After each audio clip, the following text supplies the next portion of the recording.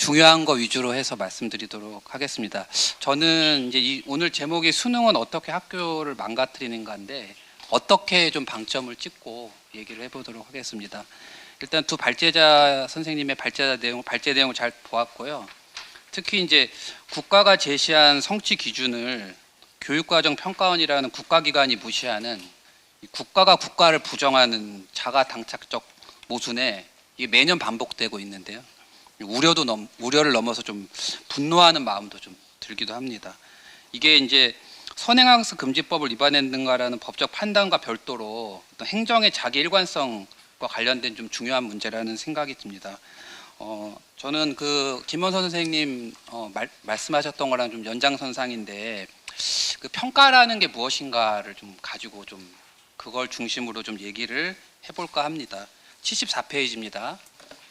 네, 평가는 왜 하는가를 우리가 좀 고민해 볼 필요가 있는데요. 여기 이제 성태재 교수님이 나온 예가 있고요. 풀어 설명하면 이런 것 같습니다. 이 좋은 평가라는 거는 학생들이 국가가 요구하는 교육 기준을 잘 이수했는지를 확인하는 동시에 이 평가를 염두에 둔 현장의 교사들이 평가에 부합하는 양질의 교육 활동을 하도록 유도하는 거라고 생각을 합니다. 그런 면에서 우리의 수능 평가가 이에 부합되는 평가인지를 확인해 보는 것이 중요한 것 같습니다. 수능 평가의 목적은 아까 최수일 그 센터장님이 말씀하신 것처럼 여기 나와 있는 건데 제가 보기에도 방점이 좋은 평가가 아니고 공정성, 객관성 여기에 좀 방점이 찍혀 있는 것 같습니다. 그럼에도 불구하고 뭐 이제 언술로라도 뭐 정상적인 학교 교육 정상화에 기여한다 이렇게 나와 있습니다. 이 홈페이지에 나와 있지는 않지만 이 대입 평가가 학교 현장의 교육 내용과 방법에 지대한 영향을 끼친다는 것은 누구나 인정하는 바라고 생각을 합니다. 예를 들어서 본고사 시절에서는요, 독서와 논술이 강조되었던 것 같고요. 저는 학력고사 세대인데 좀 암기력이 많이 강조됐던 것 같습니다. 수능은 사고력을 강조하고요. 학종은 이제 수업의 과정 자체를 강조하다 보니 이제 현장의 교사들이 좀 선호하게 되는 것 같습니다. 이렇듯 한국 사회에서 대입은 학교 교육을 정상화시킬 수도 있고 황폐화시킬 수도 있는 중요한 열쇠입니다. 자, 그렇다면 이제 킬러 문항이 왜 존재하고 무엇이 문제인지 한번 같이 알아보도록 하겠습니다. 75페이지입니다. 왜 수능이 학교 교육을 긍정적으로 변화시키지 못하고 왜 킬러 문항으로 대표되는 불수능을 통해 반대의 역할을 하는 것인가? 이상적으로 보자면 국가의 성취 기준에 맞춰 국가가 적절하게 변별력 있는 문제를 내면 될 것인데 왜 킬러 문항이라는 걸 만들어내는가를 우리가 고민해 볼 필요가 있다고 생각합니다. 저는 한 세 가지 정도 생각을 해봤습니다. 하나는 이제 수능 상대평가 문제입니다. 이 수능 제도가 이제 30년이 넘었는데요. 1등급이 4, 2등급이 7%잖아요. 이 30년 동안 이제 정상적으로 낼 수 있는 문제는 다 냈다라는 생각이 듭니다. 또 좋게 보자면 이제 학생들의 학력도 올라가다 보니까 이제 너무 잘하는 거죠, 학생들이. 그러다 보니까 이제 이 등급 안에서 이제 또 점수도 매겨야 되고 변별을 더 하려다 보니까 이런 킬러 문항이 나오는 게 아닌가라는 생각이 하나 들었습니다. 두 번째는 이제 장지환 선생님께서도 죄송합니다. 말씀을 해주셨는데 이 공정성 문제를 해결하기 위해 국가가 대입 선발권을 꽉 쥐고 있는 것도 킬러 문항의 출현과 지속을 가능하게 하는 것 같습니다. 원래 수능의 취지는 대학교에서 수학 능력을 받을 수 있는 학생들을 확인하는 정도였습니다. 즉 1등급 정도를 맞는 학생이라면 그 학생이 그 정도 수준 대학이라면 어느 대학에서든지 수학할 수 있는 능력이 있다고 국가가 인정하는 어떤 그런 인정제도 같은 거였었거든요. 그 안에서 더 역량 있고 대학이나 학과의 설립 취지에 맞는 학생을 뽑는 것은 그 대학의 몫인데 이것까지 국가가 하다 보니 고난이도 문제를 낼 수밖에 없는 상황이 되었습니다. 물론 이런 경우는 학생들이 희망하는 문제점 이런 것도 있죠. 주요 대학의 자체 선발 기준이 고등학교 교육 과정을 왜곡시키고 뭐 사교육비를 심화시킬 수 있다는 문제점도 야기할 수는 있겠습니다. 저는 이 점도 중요하다고 봅니다. 이 출제 당국의 관료적인 태도도 저는 문제라고 봅니다. 현장에서 수능 출제 교사를 좀 본 적이 있거든요. 그러면 이제 킬러 문항 낸 걸 되게 자랑스럽게 얘기를 하더라고요. 수능 문제 출제 과정이 구체적으로 어떻게 진행되는지는 알 수 없지만 출제 과정에서 킬러 문항이 학교 현장 교육에 어떠한 영향을 미칠 것이고 국가가 제시한 성취 기준에 진정으로 맞는 것인지에 대한 양심 있는 교육자의 성찰이 이루어진 것 같지 않다는 생각이 전 들었어요. 왜냐하면 문제를 낼 때 내가 이렇게 문제를 내면 현장에서 되게 왜곡이 있을 수 있겠구나. 저는 이 고민을 출제하는 사람들이 하면서 내야 된다고 보거든요. 제가 이따 보여드리겠지만 사회과 문제 같은 경우에는 그런 생각을 하고 낸 것인가? 약간 사회교사로서 자존심이 상한다. 약간 그런 생각이 들 정도의 문제들이 있습니다. 그래서 기계적이고 관료적인 그저 공정과 변별의 기대 문제를 만들고 만족하는 것은 아닌지 의심이 됩니다. 예.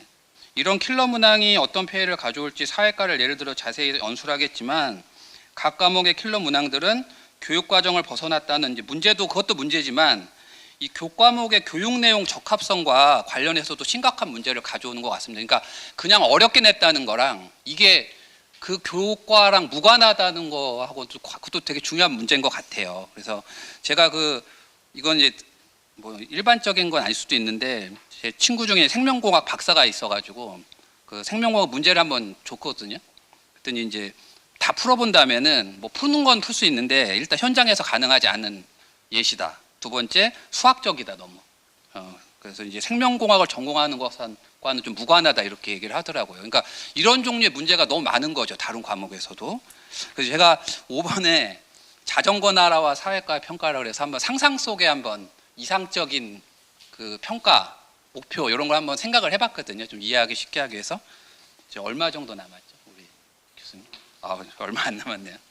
네, 그래서 이런 것 같습니다. 이제 자전거 나라라는 학교가 있다고 하고 거기 교육 목표가 있다고 한다면 이제 그 나라의 교육 목표는 자전거를 잘 타면 다 인정해 주는 거겠죠. 1등급이겠죠. 자전거를 이제 조금 못하는 학생은 2등급, B, 좀 잘 타는 학생은 A 이렇게 되는 것 같은데 여기서 예를 들면 외발 자전거를 타는 거를 A라고 하진 않을 것 같아요. 왜냐하면 이거는 자전거를 타기만 하면 되는 건데 그래서 이제 이게 학교에서의 교육 목표가 될 것 같고 자전거 나라 학교에서의 그러면 이제 사회과의 목표는 다 아시고 계시잖아요. 사회과 목표도 보면 민주시민 양성이 목표인 거지 뭐 사회과의 목표가 엄청난 걸 요구하는 건 아니거든요. 자, 이렇게 국가도 그렇게 제시를 하고 있습니다. 우리가 2-1에 보면 2002년 개정 교육과정 뭐 설계 개요나 총론에 보면 분명히 목표라든지 성취 기준은 그러한 것들로 이제 표현이 되어 있습니다.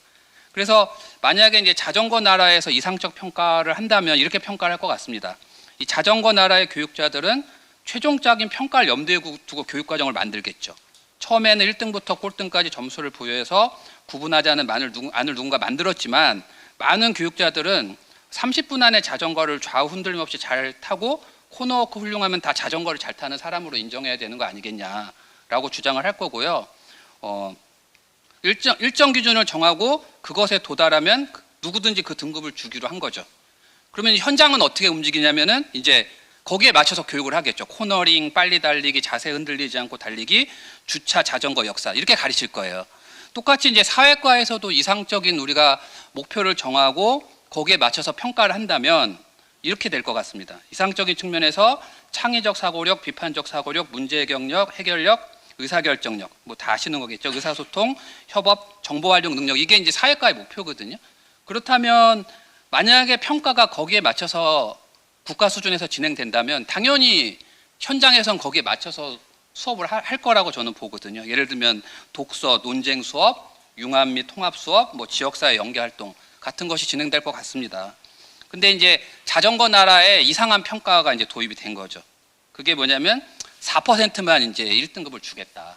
4%만 이제 잘한 걸로 하겠다. 이렇게 하는 겁니다. 이게 점점 난해해지는 거죠. 자전거 나라 선생님들은 요새 학교 교육에 회의가 들어요. 왜냐하면 과거에는 자전거를 잘 타도록 지도만 하면 됐는데 지금은 공기의 저항을 이기고 흔들리지 않는 요령, 코너링을 할 때 지면과 몸에 떨어지는 정도를 최소화하는 것까지 신경 써야 됩니다. 근데 2022년도 이건 가상입니다. 시험 문제 뭐가 나왔냐면 자전거 부채살 한 개의 각도를 재는 거. 이제 이런 게 나오기 시작하는 겁니다. 이게 이제 변별력, 말 그대로 이제 우리가 말하는 킬러 문항이 등장하기 시작하는 거죠. 자, 2-3이 이제 제가 말하고자 하는 반대요. 지금 사회과에 지금 수능 문제가 이렇습니다. 그래서 사회문화를 중심으로 한번 같이 보시면 좋을 것 같습니다. 78페이지입니다.